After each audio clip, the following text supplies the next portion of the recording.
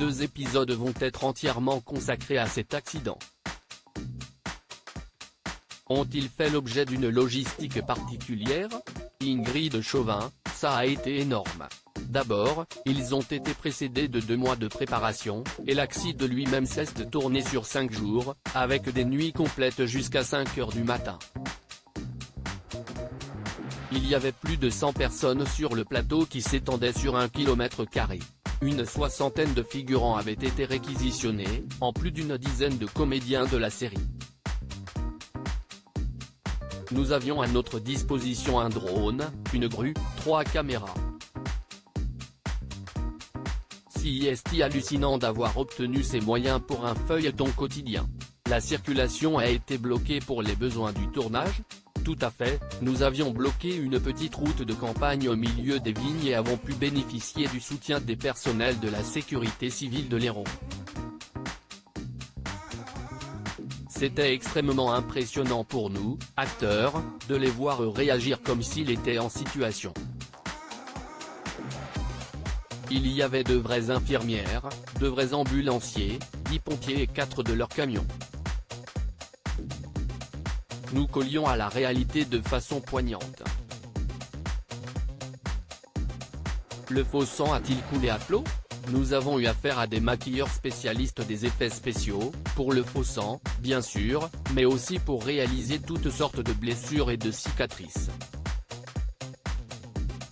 À un moment, je me suis même demandé si ça n'était pas un peu trop, car c'était vraiment très réaliste.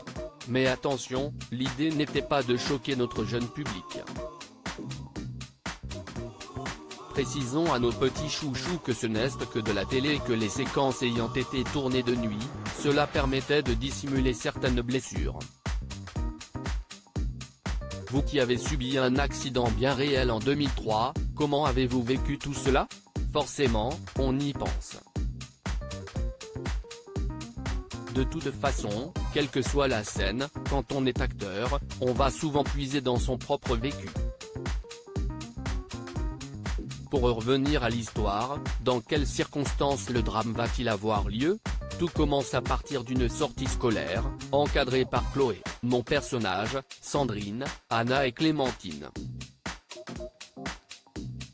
Tout le monde est heureux, la visite d'une abbaye se déroule idéalement, jusqu'au moment où, pendant le trajet retour, on entend le chauffeur crier. À partir de là, on bascule dans l'horreur. Est-ce un accident qui met en cause plusieurs véhicules? Il implique le car et une autre voiture conduite par un personnage bien connu de tout le monde. Est-il responsable ou pas? En tout cas, l'accident va avoir d'énormes conséquences sur toutes les familles. Certains personnages vont-ils disparaître?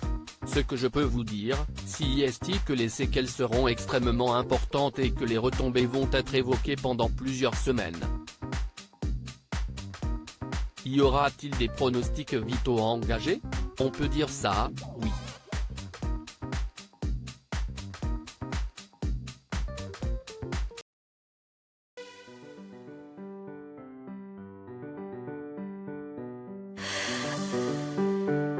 The man I love just had